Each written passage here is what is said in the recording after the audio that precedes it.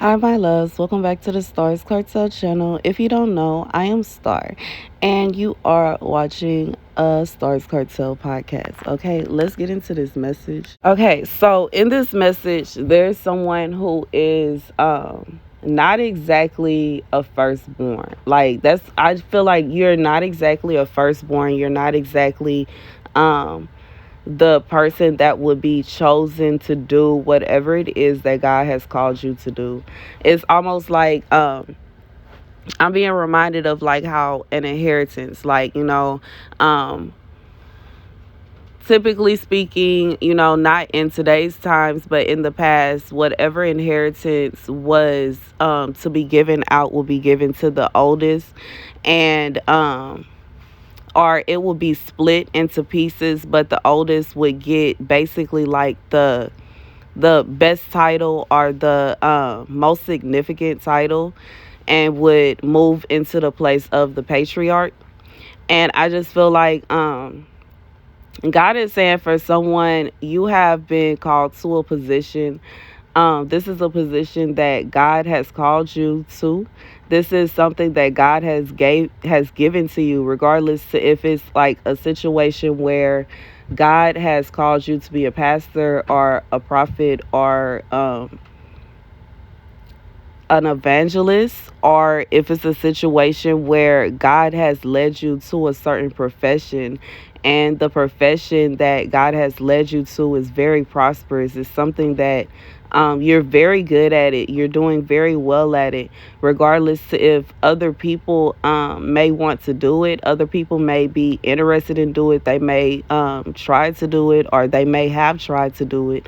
But in reality, for you, it's almost like God is behind you, basically. Like, that's the only way I can say it. Like, it's like the Spirit of God is pushing you forward. The Spirit of God has caused you to do this, and it's something that maybe nobody taught you. Nobody told you about this. Nobody taught you about this. This is something that God has given you. This is not something that anybody was able to choose you to do. Like, nobody was able to say, that they think you would be good at this. This is something that, it just happened. And, you may have even felt like backlash from people saying, well, this doesn't make sense. Why are you doing this? Or maybe people are saying they don't understand why you were chosen to do this. They don't understand why you would do this. They may look at who you used to be and think that it doesn't match up, that you are the one that is successful at this. They don't understand it. And I just feel like God is saying, you were not, this is not something that is given to you by bloodline. This is not something that was given to you by you being elected, or like people taking a vote and saying that they would choose you. Like, kind of how in high school you have the prom king and the prom queen, and everybody has to vote on who they want to be prom king and queen. It's not that kind of situation. God said it's not that kind of party. He's not taking up votes to figure out who he's going to choose to do what. He is not asking of anybody's opinions, and he's not, it's not that kind of party. God said he already knew who he was going to choose before any of this happened. Like, before any of you were, it was already written. Like, it was already planned. This is something that was already planned to happen. And I even hear prophesied. So for somebody, there was a prophecy on your life before you were born. And I just feel like God is saying that it is what it is. Like, it is what it is. Like, I don't, I like that's really what it is. Like, God is saying that he's not, this is not something that is up for discussion. This is not something, and it could even be a situation where people are praying to God and asking God why he gave you this task and why he gave you this mission. And there may be I hear complaints. There may have been some complaints from people, grievances from people complaining. But, in reality, God is looking at the heart of the person who is sending this complaint, who is sending this grievance, and God is saying that their heart is not in the right place. They're not sending this complaint or this grievance because they genuinely know, like, without a doubt, that you cannot do what it is that God calls you to do. They're sending this complaint and this grievance because they don't want it to be you, regardless if they want it to be themselves or if they just don't like seeing you in that light. But God said He called you for a reason. You are the one that He chose for that task. And they can complain all they want to. They can grieve all they want to. They can fuss about it. They can scream about it. They can fall out on the floor. And it is not going to change anything. He said what He said. I hear Him saying it is done. That it is what it is. He chose who He chose. And it doesn't mean that they won't be called for something. And I even hear that some of them have a calling on their life, but they're too focused on trying to pull you apart from your calling that they can't even recognize the calling that they have. And they're not stopping you, they're stopping themselves. They're really putting a foot out in front of, it's like they're tripping themselves because they have their own light. They have their own calling. They have their own, it's a blessing on everybody. Everybody has something to accomplish in their life. And some people, they don't get to accomplish that because they are too focused on what other people have. Or sometimes it's shiny. Sometimes you see someone else's gifts and you see someone else's blessings and the things that God has given someone else, and it makes you think that if you do everything like them, or if you do what they're doing, or try to figure out if you can take it and make it yours. And God is saying no, until they learn the lesson that they cannot take this from you, and they cannot achieve, like them doing the same thing that you're doing is not going to grant them success the way that they think. And even if it was a situation where they're good at what you do, like, they have to follow the path that God has for them. They have to walk down the path that God has for them, and they will receive what they are meant to receive. It may not look the same as yours. That's just like two women or friends are standing near each other, or acquaintances or whatever, and one of them ends up getting married, and the other one has people that want to marry her, but she doesn't want them because she wants someone like the other woman's husband.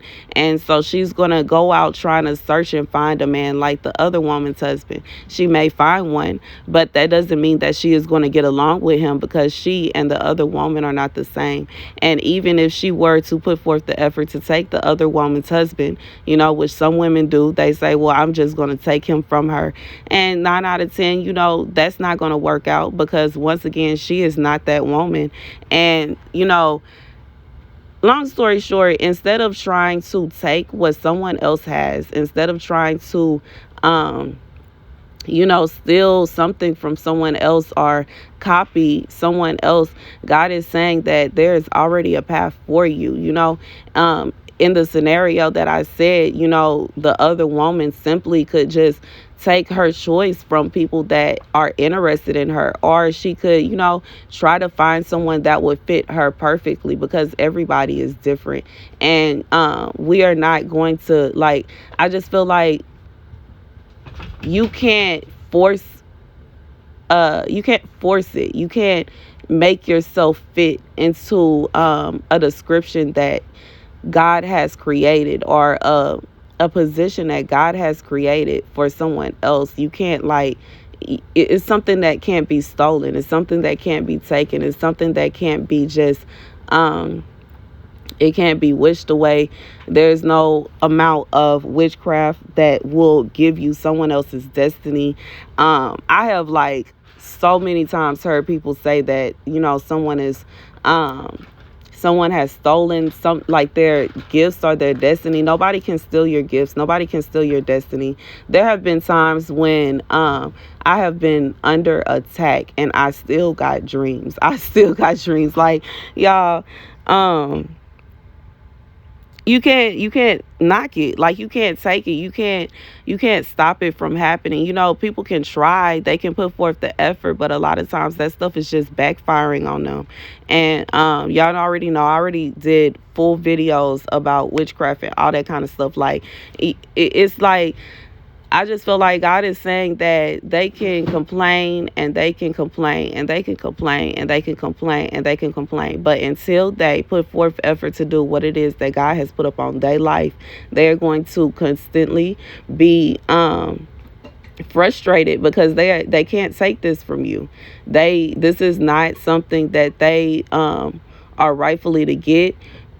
Even if it is a situation where it's like somebody's sibling and they feel like they should be the one to carry that, because maybe they're the oldest or whatever it is. But maybe it's like a thing where someone feels like they're the favorite and you're the black sheep of the family, and it doesn't make sense that you are able to do this and they are not. But especially with things like, I can't speak on every single YouTuber, but like, one thing that I realized with Instagram as well as YouTube, I was able to do more, and it was easier for me to work when I had no friends. It was easier for me to do what I had to do when I was literally by myself, because sometimes when you have a bunch of people around you, or you have a lot of people constantly calling you, and you're like very sociable, and you have a lot going on, it's kind of hard to focus on certain things, especially like what I used to do. It would take me about 2-3 hours to do my makeup. Then I had to pick out the outfits, several different outfit changes, get the lighting right, get the photos right. Then even after the photo shoot, have to edit the photos out, have to, like, that's a lot.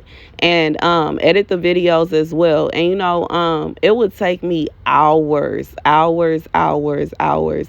And basically I would just be around my son. So it was easy for me, and typically he would be in the room with me, okay, or he would be watching TV in the living room or something like that. But it was just kind of like, if I would have been in the midst of having a bunch of friends, and my friends were constantly calling me, pulling up out of nowhere, and we were constantly getting into stuff, I wouldn't have time to get to the success. I wouldn't have time to do what I did. I would not have had time, period. And then on top of that, they might have even talked me out of several things and said that it was not a smart idea. I was actually talking about being a model when I was in high school to my early my young adult years. I wanted to be a model, but I never had the time to actually pursue it. It's like I went to a few modeling agencies, and then I just kind of gave up because I'm so short. And I didn't even take out the time to look at the fact that I could possibly model, doing commercial. I could model doing this. I could do that. I never really, it's almost like it was so much other things going on. I was so excited about being a young adult and being able to go to the club and being able to do this and run the streets and just have a blast. And I did not have time to pursue my dreams until I was all the way alone and no one was able to distract me.